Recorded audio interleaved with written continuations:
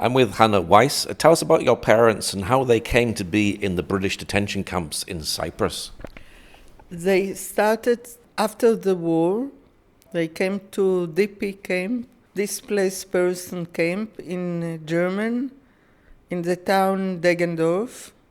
They lived there as a group of Jewish people. It was about 800 people in this place, and they were all together. They decided that they have go to Israel. Their destination is Israel. They don't want to go another place because they suffered from the anti-Semitism, and they decided that the place that will be only for Jews is Israel.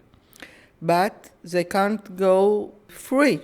So some of them made a group from Beitar, the Jewish organization, and they crossed the border from, I was born in 1946, and 5 months later, they left the good place, as we can say, and have to run away and cross the borders between the American zone to the English zone, and destination was now to come to Italy and from them to sail to Israel.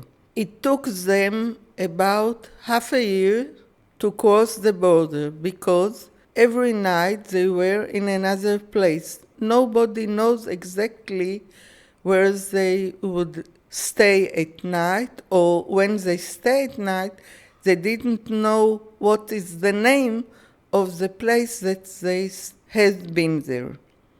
So they crossed the border between Germany and Austria, and then they came to a place that named the Kreml.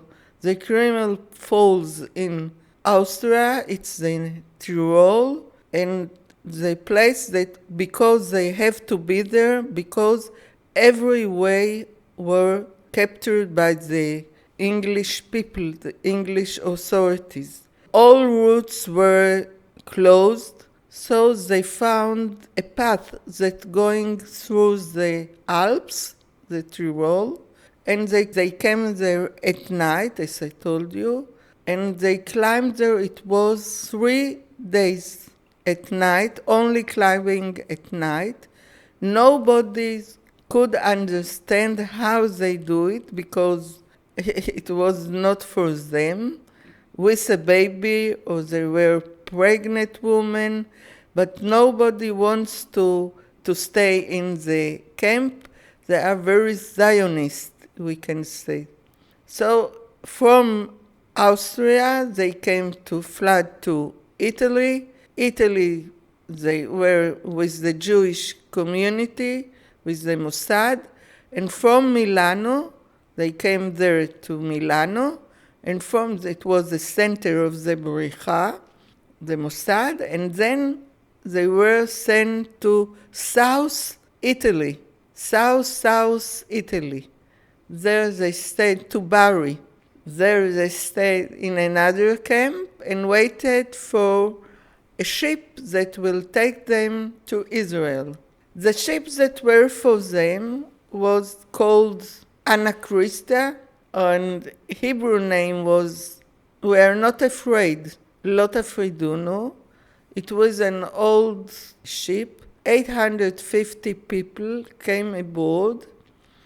This ship was the first one after the 29th of November, the declaration in the United States that Israel can be built as a Jewish country, a Jewish state. And Ben-Gurion decided to see if the British authority will let the people come to Israel.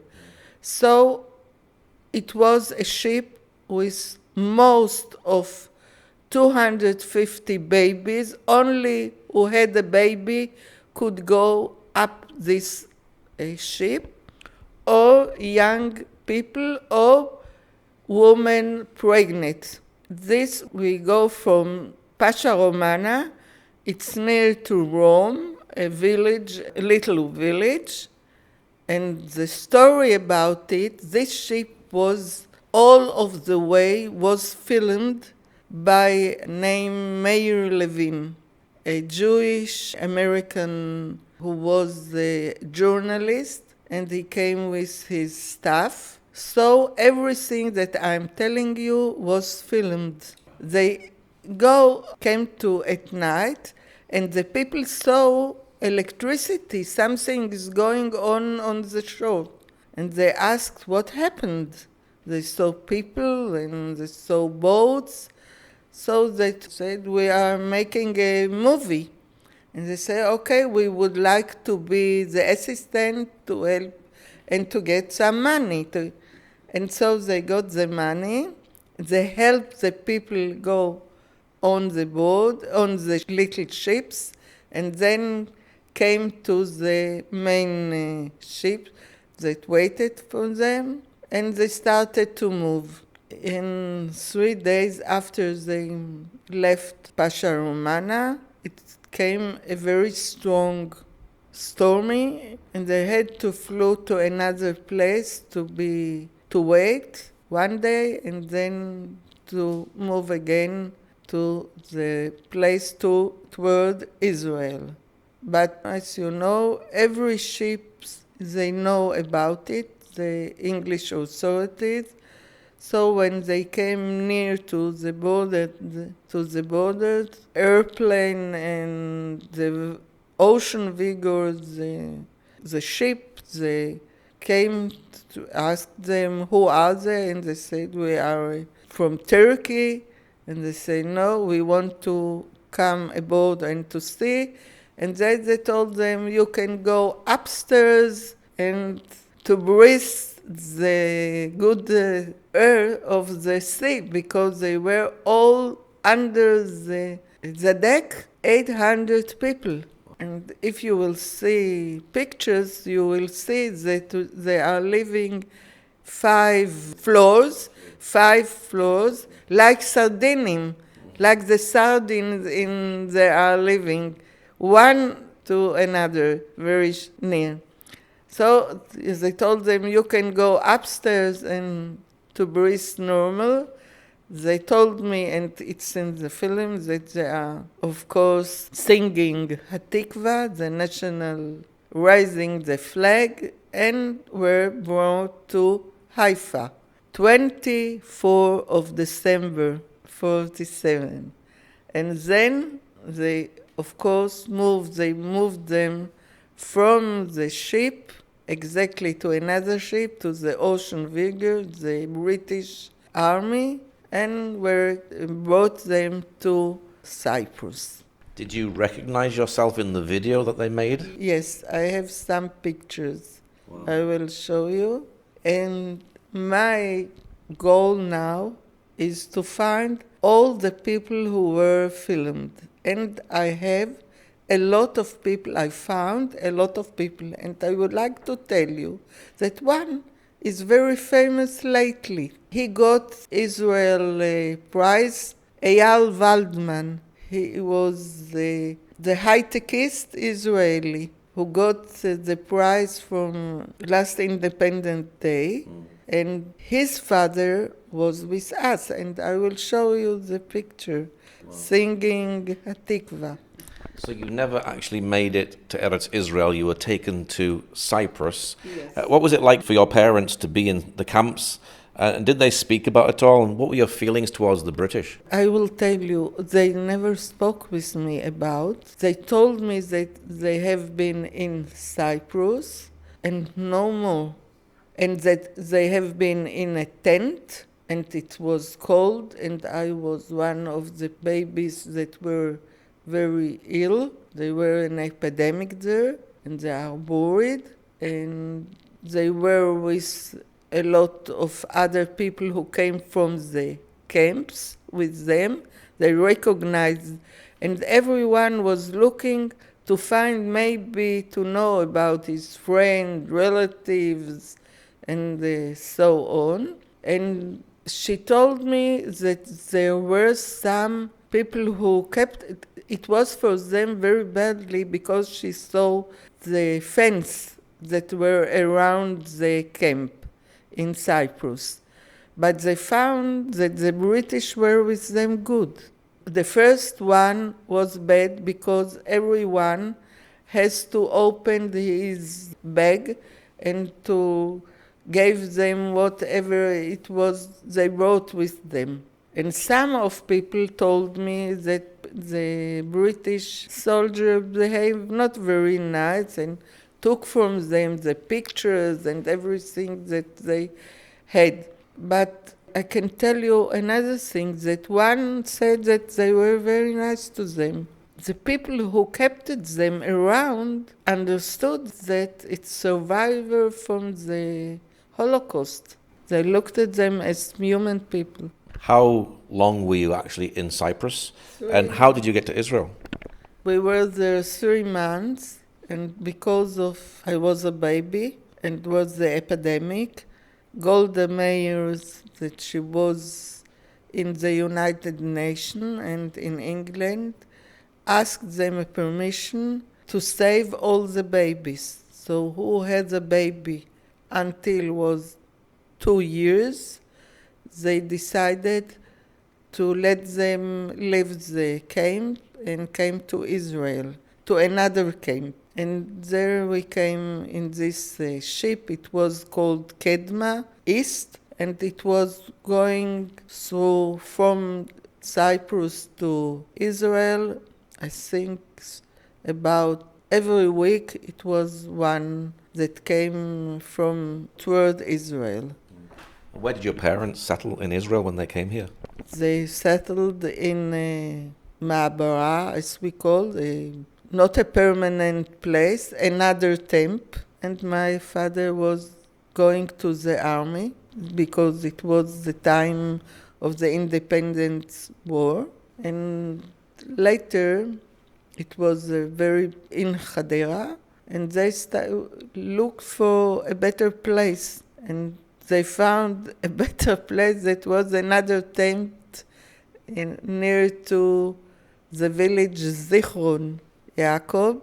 And then they my mother worked she was a cleaner. And she found a place to stay better because this time it was heavy rains in Israel and all the time were flooded. So they have to leave to another place. I want to tell you that my bed was a box they sent them the orange from Israel. And they opened 2 boxes and made for me a bed. Was life good in Israel, and did you feel safe in Israel as well, especially after the Holocaust? I think that they were so with the mood and the passion that for the Jewish people there is only one place in Israel, although it was very hard to live there. It was not as everyone remembered that she has a wonderful life and she was very rich and so on, and they are now very poor. But they believe that this is our place. Let them go over all the bad things that they have to go through. Were you pioneers here in the land? Yes. As you can understand, I was in the army. My husband, as I told you before, was one of the kids that survived from Theresienstadt, as he was 1 year old. And when he came, his parents made more or less the way that we made. So when we were married, he was an officer in the army. He served in the army 30 years. We decided that we have to be pioneers and build a new place.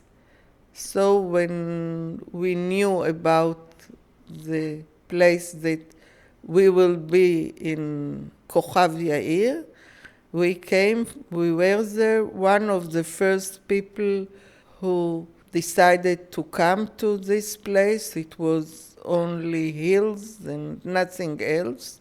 And 3 years we planned it and built it, and then we came more than 3 years. From 81 and 86 we came to be here in the place.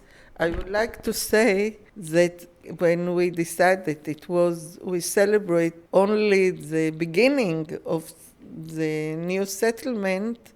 It's on the green line, yes, only on the green line. The people who were coming to congratulate us were the mayor of Kalkilia, were one of our guests. Yes, I can show you the picture. So times change. And you're still here today. Yes, of course. Wow. Of course. You can see that we built a beautiful place, and we are a community that everyone tries to help and to be an honest people. And we are integrated, I would like to tell you, with the area. We are surrounded with the Arab towns like Taibe and Tira, and they are working with us not only as a housekeeper or what. My doctor is in Arabic, that she comes from Taibe. And most of our doctors are from Arab, and I am in Kupat Cholim Leumit, the Jewish Likud. Now you're one of the pioneers of the Cyprus Heritage Organization. What motivated you to get involved in that group, and how meaningful is that to you? I think that this time is the reborn of our state. After the Holocaust, the people decided that they have to live. It was a terrible time. They lost all of the heritage, but they got the new spirit that they have to be alive again. And this is the time that it was all the difficulties, they decided to build a new life. And this is how we have to behave, today. We have some times that are difficult, and we are going, as we saw in Tehillim, 1, אשא עיני אל ההרים, מאין יבוא עזרי? עזרי מאת השם. Or, when I'm in the deepest place, God is with me, and He will help me. And I think this is motivate us all the time to a new life, a good life, and to be with peace with our all neighbors. This is very special for me. Have you attended any of the events organized by Repairing the Breach or Love Never Fails? And did that impact you at all? It was very emotional because you know that Rosie is coming to us when we are making a kenes with the people who were in our sailing without in the ship. And we have some ships, and everyone, when she's coming and asking for, please forgive us, it was very emotional, and the highest point of the meeting together. And everyone is speaking about it, that it's recovering the bad days that they were to cross. So these were British people who were coming to you and saying sorry for what they had done to you when you were trying to get into Israel. So that must have been very, very emotional. I think that the point is that the oldest generation made some mistake, but the new one, we are decided to be looking to let them come with us, and the peace and the forgiveness. I think it's one of the best things that we can do. Live together. It's a new life. What projects with the Cyprus Heritage Group have you been involved in? Oh, okay. I wrote 2 books with 140 people who told me about their parents, how they got to the ships, and where are they, why they came as a pioneer. This is one, I think, of the highest things, and I will show you the books, that so everyone could look at it and say, okay. Then I'm working with athlete, with the authority of athlete, and bring them a lot of people that didn't know that we have to write about them. Then we are making movie to some of the people, the oldest one. And I am making a congress that I'm charged of congress to make some of the ships that came to Caphresin, Cyprus. And then we have once a year a big conference that we called it Back to Life. It's for organization, the people who came from the destination from the DP camps, the people from Habricha, they crossed the borders, the people who came from Ha'apala, the people who came with the ships. And then we, once a year, about the time of 29 of November, we are looking for together and always have something special. Once, for example, the youth people who came from after the war. Once, the people who saved other people. Every time we are looking for something special that were in this time between 45, when the end of the war, till we began the independence of Israel. And you had a very special 75 years since the closing of the camp. And I understand your son was playing the shofar there. Was that a very special time? I think the shofar is a symbolic. It's a symbol of time that were in sadness and in joy. When someone in the Beit HaMikdash, it was for joy and some for sadness. So your family escaped the Holocaust. How many children and grandchildren do you have today? I would like to say that my son served the army as an officer too. He bought a family. He has 5 kids, 4 sons and 1 girl.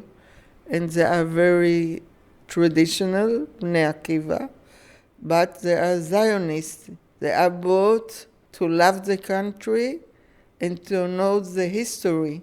And my daughter, she serves not in the army, but as a Shirut Leumi, something for the country, 2 years. And her family, her husband was in the army too, and she is teaching English in the Bar Ilan University, and she involved in some special for the very traditional Jews that they will be involved in the communities in Israel. So you're a very proud mother and grandmother. Yes, very, very. I love them all. Everyone is special in his own way.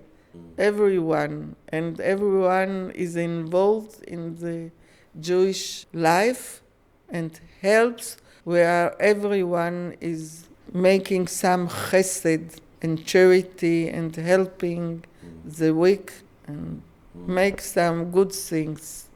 Are they interested in the story of the Mapalim and the Holocaust? Yes, they know about it. They are every time coming with me. So when you will ask my grandchildren about Ma'apilim, they will tell you, will not ask what it is about. They will tell you about the life and the things. Everyone knows about it. Involved, and when they have some coming with their friends, they are very proud to say, you know, my grandmother or grandfather were in those days, and they make that this and this and this. Is it a very worrying time today? We've had the massacre on October the 7th. Your family escaped the Holocaust. So what are your feelings today on what happened on October the 7th, particularly when you've got grandchildren who are getting close to army age? I have to tell you, I think every Israeli Arif worried and afraid that the soldiers will come back. From the other side, I'm going every time to speak at Zikaron Basalon, or going and telling the story about the Holocaust, the survival after the Holocaust, and the Ma'apilim way. Now we can understand better what happened to them. It was one awful day. Think that it happened 3 years. So we can understand what they have been through. You know, it makes us connected more to them, and they are connected more to us. When I was going to the kids to tell them, they told me, you know, now when I saw you, I heard your story, and you are telling me that it's one day, the awful day that we have in Israel. Now I understand when we are studying the Shoah, what is the meaning about. Does it worry you today, the rise in anti-Semitism all around the world? Yes, I can't understand why it's so rising. Whenever the hateness to Israel and to the Jewish people are so strong, it must be the opposite. And if you are living with us, you can see everyone, we don't teach to hate someone. The opposite. We are living and teaching, be a man, be with passion, make good things. And you can see we are involved here. There are no gates. Everyone could come and be with us. So the people has to change their disketing, maybe.